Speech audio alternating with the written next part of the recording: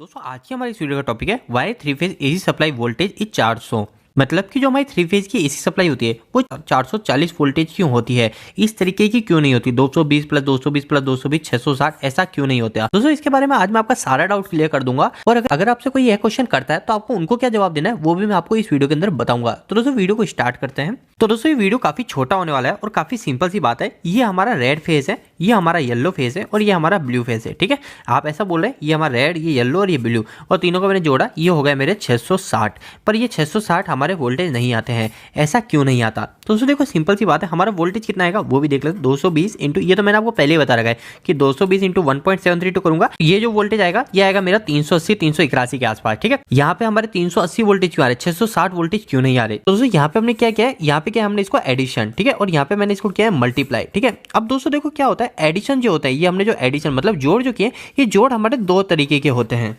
जो चीजें मैं आपको बताऊंगा ये अगर आपसे कोई क्वेश्चन करता है तो भी आपको बताना है, पर इसको लास्ट में मैं एक लाइन के अंदर बताऊंगा, आपको वो आंसर उनको बताना है। दोस्तों जो हमारे जोड़ होते हैं, एक हो गया दोस्तों हमारा स्केलर एडिशन और एक हो गया हमारा वेक्टर एडिशन। इन दोनों को मैं आपको थोड़ा समझा देता हूं ताकि अगर आपके मन में कोई क्वेश्चन भी रहे तो आपके वो क्लियर हो जाए। जैसे दोस्तों ये मेरे पास 1 किलोग्राम शुगर है, ठीक है, शुगर मतलब चीनी है, और ये एक और मेरे पास है 2 किलोग्राम चीनी है ना, 2 किलोग्राम शुगर। और अब मेरे को इन दोनों शुगर को इस एक डब्बे में डालना है। ठीक है, इस एक डब्बे में डालना है। पहले मैं 2 किलो डाल देता हूँ, फिर मैं ये 1 किलो डाल देता हूँ। अब मैं इन दोनों को डालूंगा तो ये मेरे इस डब्बे में टोटल शुगर कितनी हो जाएगी, वो हो जाएगी 3 kg। कैसे हुई, मैंने इसके अंदर 1 और 2 को जोड़ दिया तो ये हो गई मेरी 3 kg। तो दोस्तों इस जगह हमने जो उपयोग में लिया वो कहलाया हमारा स्केलर एडिशन। पर दोस्तों एक और होता है, वो होता है हमारा वेक्टर एडिशन। ये वेक्टर एडिशन कब काम आता है ये आप समझ लीजिए।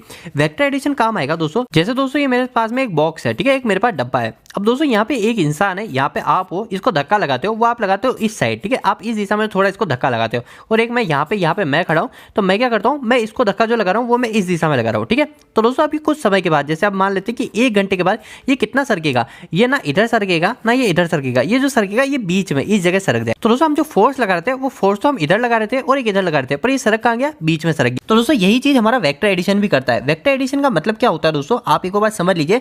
इसको एक और उदाहरण से हम ऐसे समझ सकते हैं, जैसे मैं यहाँ पे खड़ा हूँ, अब मैं क्या करता हूँ दोस्तों, मैं थोड़ा क्या इस दिशा में जाता हूँ, इस दिशा में थोड़ा जाता हूँ और इस दिशा में यहाँ तक मैं जाता हूँ। ठीक है, अब मैं क्या करता हूँ, मेरी दिशा चेंज करता हूँ और मैं इस दिशा में चलने जाता हूँ। अब मैं थोड़ा सा इस दिशा में जाके यहाँ पे जाके रुक जाता हूँ। अब दोस्तों जो मैंने रनिंग करी, रनिंग एक तो मैंने यहाँ पे 1 किलोमीटर कर ली और मैं मान लेता हूँ यहाँ पे मैंने 2 किलोमीटर कर ली। ठीक है, तो मैंने टोटल रनिंग तो 3 किलोमीटर करी। पर दोस्तों असलियत में मेरी जो अभी जगह में जो अंतर आया, डिफरेंस जो है, वो मेरी जगह में सिर्फ अंतर आया वो ये आया। तो दोस्तों ये जो कैलकुलेशन होती है, ये जो कैलकुलेशन हमको करनी पड़ती है, ये कहलाती है हमारी वेक्टर एडिशन। ये करी जाती है हमारी वेक्टर एडिशन से। तो दोस्तों आपको बिल्कुल भी कंफ्यूज नहीं होना है, बस मैं आपको थोड़ा समझाना चाहता था कि वेक्टर एडिशन क्या होता है और किस जगह काम आता है। तो दोस्तों आपने जो सुना है कि हमारे पास में 3 फेस होते हैं, एक होता है आर, एक वाई और एक बी। तीनों की अपनी एक अलग अलग फ्रीक्वेंसी होती है। जैसे मान लेते हैं ये है हमारी आर फेज की फ्रीक्वेंसी, इसके बाद में मान लेते हैं कि ये जो है ये हमारी वाई फेज की फ्रीक्वेंसी, और इसके बाद में ये जो है ये है हमारी ब्लू फेज की फ्रीक्वेंसी। ठीक है, ये हो गए आर वाई बी, तीनों फेज की अलग अलग फ्रीक्वेंसी है। अब दोस्तों ये हमको दिख तो यहाँ पे ऐसी रही है, पर दोस्तों असलियत में इनका जो डिफरेंस होता है वो डिफरेंस कुछ इस तरीके का होता है।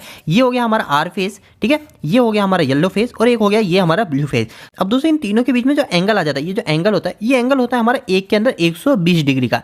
दोस्तों हम जो वोल्टेज चेक करते हैं, दोस्तों हम जो न्यूट्रल के बीच में जो वोल्टेज चेक करते हैं वो तो हमारा क्या कहलाता है, एक इस जगह लगाते हैं और एक हम इस जगह लगाते हैं, तो ये हमारा आ जाता है 220 वोल्टेज। ठीक है, अब दोस्तों यहाँ से अब मैं ब्लू फेज और न्यूट्रल के बीच में वोल्टेज चेक करता हूँ तो ये भी आ जाता है मेरा 220 वोल्टेज। ठीक है, यहाँ से यहाँ पे। दोस्तों अगर मैं रेड फेज और ब्लू फेज के बीच में वोल्टेज चेक करूंगा तो ये हो जाएगा हमारा यहाँ पे वेक्टर एडिशन काम आएगा। यहाँ पे हमारा नॉर्मल एडिशन काम नहीं आएगा, जैसे मैंने आपको बताया था, यहाँ पे हमारा वेक्टर एडिशन काम आएगा। ये वेक्टर एडिशन कैसे होता है इसको आप समझने के लिए आप जाके यूट्यूब पे सर्च मार सकते हैं, आखिर वेक्टर एडिशन कैसे होता है। ये करीब करीब 20 से 30 मिनट की क्लास के अंदर वेक्टर एडिशन समझ में आएगा। वैसे दोस्तों हमारे इलेक्ट्रिकल के नाम से ये भी पूछा भी नहीं जाएगा कि वेक्टर एडिशन कैसे किया जाता है, आपसे सिर्फ यही क्वेश्चन किया जाएगा कि हमारी जो 3 फेज एसी सप्लाई होती है उसके जो वोल्टेज होते हैं वो 400 वोल्टेज होते हैं, 660 वोल्टेज क्यों नहीं होते। तो आपको उस समय क्लियरली एक आंसर देना है सिर्फ एक लाइन के अंदर कि हमारे जो तीनों फेज होते हैं उनकी एक अलग अलग वेवफॉर्म होती है। हमारा जो एक फेज है और दूसरा फेज है उन दोनों के बीच में जो एंगल डिफरेंस होता है वो होता है हमारा 120 डिग्री। तो जहां पे भी हमारे इस तरीके की सिचुएशन आ जाती है तो वहां पे हम क्या करते हैं, वहां पे हम स्केलर एडिशन ना करके वेक्टर एडिशन को उपयोग में लेते हैं। तो वेक्टर एडिशन के उपयोग में लेने के कारण ही हमारे जो वोल्टेज होते हैं वो वोल्टेज 400 वोल्टेज के आसपास आते हैं। दोस्तों मैंने आपको कई बार बता रखा है कि अगर आप फेस वोल्टेज को लाइन वोल्टेज में कन्वर्ट करना चाहते हैं तो आप फेस वोल्टेज के आगे √3 को मल्टीप्लाई कर दीजिए, मतलब 1.732 को मल्टीप्लाई कर दीजिए, जैसे 200 इंटू 1.732, तो आपका यहाँ पे जो आ जाएगा वो आ जाएगा लाइन वोल्टेज। तो दोस्तों उम्मीद है कि छोटे से वीडियो से आपको कुछ बेहतर जानकारी मिली होगी। दोस्तों अगर आप कहीं कहीं पे इलेक्ट्रिकल या फिर मैकेनिकल फील्ड के अंदर पढ़ाई या फिर जॉब कर रहे हैं तो आपके लिए काफी महत्वपूर्ण सूचना है कि हमने एक वेबसाइट स्टार्ट करी जिसका नाम है www.engineeringdost.com। दोस्तों इस वेबसाइट पे आपको काफी अच्छे हिंदी में इलेक्ट्रिकल और मैकेनिकल से जुड़े आर्टिकल मिलेंगे। और दोस्तों आपको यहाँ पे जो भी आर्टिकल मिलेंगे वो इतने आसान शब्दों में होंगे कि यहाँ पे कोई 8वीं 10वीं क्लास के लड़के भी जाके इनको पढ़ते हैं तो वो भी अच्छे से इलेक्ट्रिकल और मैकेनिकल समझ जाएंगे। तो दोस्तों एक बार आप हमारी वेबसाइट से जरूर जुड़िए। इसके लिए आप गूगल पे जाकर सर्च मार सकते हैं engineeringdost.com। दोस्तों आपको वेबसाइट कैसी लगी प्लीज वहाँ पे कमेंट बॉक्स में कमेंट करके जरूर बताइएगा। दोस्तों आपको यह वीडियो कैसा लगा इस वीडियो को लाइक करके जरूर बताना। अगर आपका कोई भी सवाल इस वीडियो के प्रति इलेक्ट्रिकल से जुड़ा है तो आप मुझे नीचे कमेंट बॉक्स में कमेंट करके पूछ सकते हैं। इलेक्ट्रिकल वीडियो अगर आप हिंदी में देखना पसंद करते हैं आज हमारे चैनल को सब्सक्राइब कर लीजिए। आज के लिए इतना ही, धन्यवाद।